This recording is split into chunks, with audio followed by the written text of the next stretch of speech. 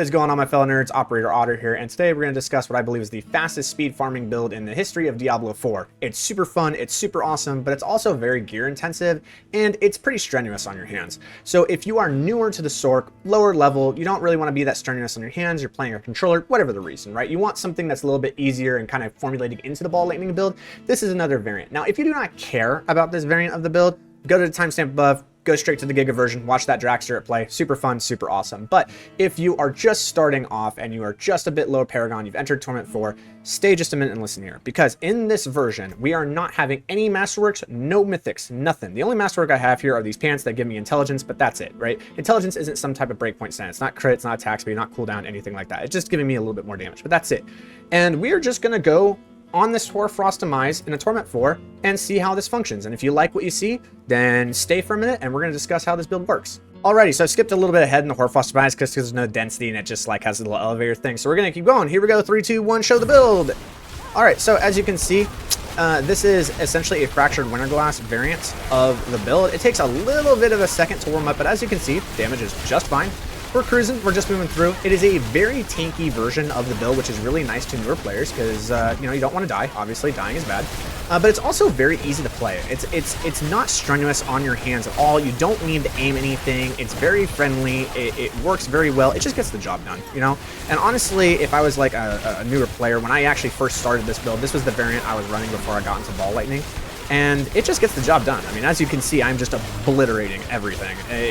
This is just like getting right into it, right? Like you do not need super giga gear to make this build work, right? So we're gonna get to the boss here. This is awesome because we just got our Enlightenment online, so here we go.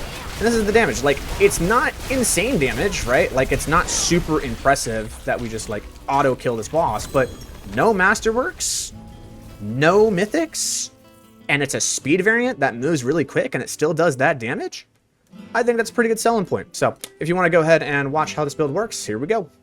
Alrighty, so I'm going to try to explain what's going on with this build in 4 minutes or less. Timer starts now. We are going to be running a wand with splintering into it, and this is because lightning spears are now going to scale directly with our crit hit damage. It's a very powerful aspect. Now, we're not going to be running a staff here, even though a staff does give you triple to quadruple damage. We are doing speed runs. We don't need the damage. This is not for bosses, and this is not for pit pushing. This is for speed runs, your Hell Tides, your Kurast, your Obdusite Nightmare Dungeon runs, stuff like that. We don't need the damage. We need speed. We need speed, move, quick.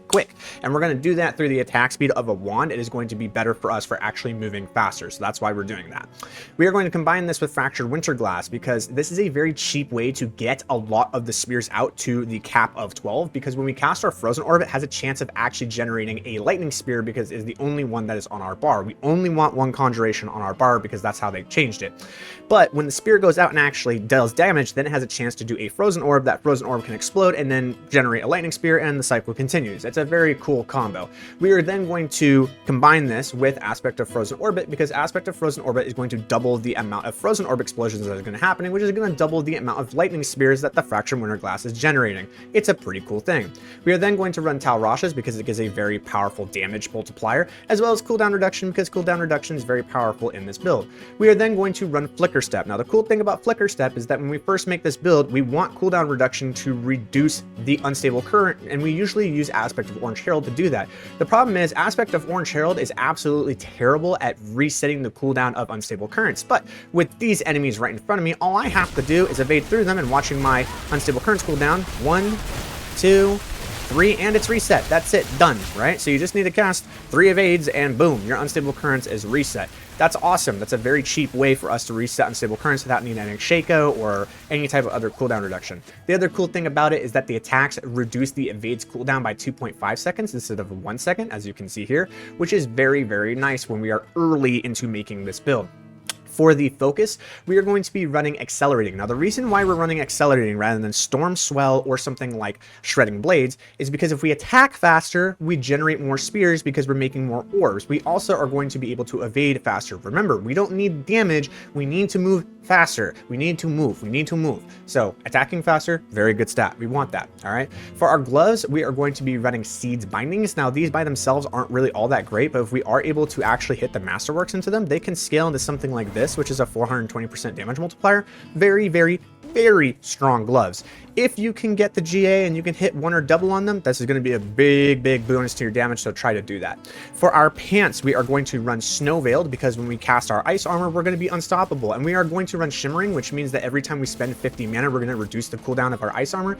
And because we are casting Frozen Orb so fast, we are going to be able to reduce this. But because we have so many stacks of Primordial with our Siege Bindings and our Fractured Winterglass, we are going to have Giga Mana Regeneration when we have those 10 Conjurations out. So we're going to be able to support the mana regeneration and attacking that fast with the Frozen Orb, which is going to reset the ice armor cooldown. Very cool, nifty trick. We are then going to use Raiment of the Infinite because damage on a chest is really nice. It also is going to CC and pull things together for our lightning spears, which is awesome. And then Godslayer Crown is just a very good helm. We want to use that. For our runes, we are going to use Semgar. This is going to give us our crit that we need. When we evade, we get crit. And then we are also going to run Seer Vex, which is going to give us more skill points. For our boss powers, we are going to run Gregoire's Lightning Square instead of Beef's Ice Leash. This is because if you freeze something and you kill it and it drops Obdicite or other enemies like the spiders, you actually don't get extras. So we're going to run this so that we get extra Obdicite. We are then going to run Hatred's Embrace, which is going to give us bonus crit. We want to be able to hit 30% crit in our base. So as long as you have 30% crit in your stat page right here, you're going to be good to go. You'll be capped out with how Hatred's Embrace works. And then we're going to run Kerma Sparks, which is going to allow us to teleport more often with our evade. And we're going to run Beast Matches, which is going to actually allow us to have more damage in our lightning spears. And that is essentially the combo of this build and how it functions very well. So for now, what we're going to do is we're going to actually talk about the Ball Lightning variant, which has a little bit more strict breakpoints that you need to hit, and it's a little bit harder to play, but obviously, as you saw, it is much faster and definitely the Giga version for speed farming. All right, so you're probably wondering how we're able to pull off that nonsense in the beginning of the video, being able to teleport like 4 times a second, being able to just keep our enlightenment stacked the entire time, being able to upkeep our unstable currents even though we're not running Orange Herald at all, and being able to keep our spear count pretty high. So let's talk about each of those, and I'll go ahead and watch those real quick. Here we go. All right, so you can see that I'm teleporting very fast. My enlightenment is now already up, and my spear count is up above 10 already, and I have refreshed my unstable currents without hitting a single target. So go ahead and watch that unstable currents for me one more time. You will see that it just resets on its own. Yeah, it's pretty cool, right? And this is really important for this style of build because we one-shot everything, right? So we don't want the build to function off of hitting targets to cause some type of cooldown reduction. We just want the cooldown reduction. So let's talk about how this build functions and how you can enjoy it in your speed farming. Okay, so first what we're going to do is we're going to talk about the breakpoints that you need to hit in order for the build to function. And there are 3 of them. The first one, unfortunately, is completely out of your control. I don't make the rules. I'm just letting you know this is what happens. Your ping, if you just want the build to function, being 2 to 3 teleports a second, needs to be less than 100 milliseconds. If you want it to teleport more than 3 times a second, you're going to need less than 65 millisecond ping. Otherwise, you're going to experience something called rubber banding, where you're going to teleport 2 to 3 times forward and you'll teleport 1 time backwards, and it just ruins the whole experience. You don't want that. For your base CDR, you need at least 50%. What do I mean by base CDR? When you open up your stats page and you go all the way down, your CDR right here needs to say at least 50%. If you want the build to move as fast as you saw in the beginning of the video, it needs to be 65%. For the evade CDR, I know that these do reverse off, or function off of something called a reverse multiplier. Don't worry about that. I did the calculations. What I want you to do is just add them together. So just take the evade cooldown here, add it to the evade cooldown here. You need at least 35% for it to function, 50% for the Giga movement version that you saw at the beginning of the video. Those are the breakpoints for the build to work. If you've got those, then let's keep moving forward. So what we're going to do is we're not going to go into the nitty gritty of all the mechanics of how this build functions, because I'm going to assume you as the player does understand how the Shakuna Lightning Spear build functions. And if you don't, I'm going to leave some links in the description below that will guide you onto how this build is functioning. And then from there, you can come here and now understand the adjustments that we're going to make. So let's just talk about the things that are changing. The first thing you're going to notice, we are no longer running a staff. We are going to be running a wand. And the reason being is we just want that 1.2 attacks per second. That's it. And when we run Okuns, which is going to give us attack speed after casting a defensive skill, this is actually going to put us at the 10 frame breakpoint for Ball Lightning, which is going to allow us to teleport insanely quickly. The second change that we're going to do is we are going to put splintering into the amulet now and elements into the wand, and that's that. From there, we're going to actually take out Orange Herald. We are not going to be running that because Orange Herald depends on us actually hitting a target in order for us to reset the cooldown on Lucky Hit Chance. And since we're one-shotting everything with our spears before we can even hit them with our teleports, that's not really a good play. So instead, what we're going to do is we are going to run Sem Zek. Now, the way this works is that Sem states that you are going to gain 75 offering per evade, and then Zek states that for every 100 offering, you're going to reduce your active ultimate cooldown by 1 second. So every 2 evades, you're going to reduce your ultimate cooldown by 1 second. You cast your evade twice per second, so you're going to reduce your ultimate cooldown by 2 seconds every second. It's a very powerful combo, and that's how we're able to upkeep our unstable currents. The second thing that we're going to be doing in our rune changes is going to be Seer Gar. And the reason for this is we actually want to be able to hit above 95% crit hit rate, because we're going to take out Hatred's Embrace and run Karma's Sparks here to lower our evade cooldown even more, to the point to where now our evade cooldown is 1.3 seconds, which is absolutely insane, and being able to just cast our teleports super, super quick. But what we need to do is we need to have at least 50 to 55% crit hit chance, because we see here that I have 53%. So where are we getting the other? Well, from our Paragon board, we are able to replace Flame Feeder with Conjurer, which is going to give us 15% there.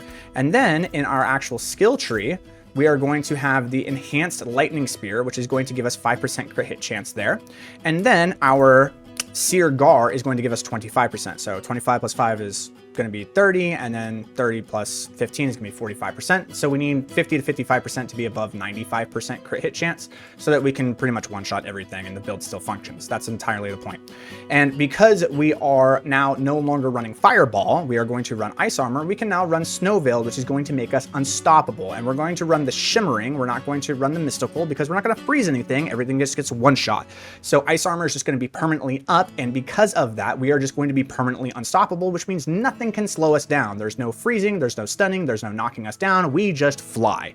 And that is pretty much how this build functions. It's pretty spammy, but it's really fast, and it's really, really fun. And that's basically it. Those are the changes that we're making, and the build just flies. In order to make this build and get it working, you're going to have to have played with Lightning Spear for quite a bit, so we don't really need to talk about too much of how to play it. You're going to know how to play it. Like, if you can get this build together, you're going to know how to play it. And if you can't, then you can put together the Frozen Orb variant, and that's going to work very, very well for you as you're building up to this point. But if you are at that point where you need to have a very good farm build and just be faster than anything else in the universe, this is it. So that's all I have for you. I hope you have a wonderful day. Operator Otter, out.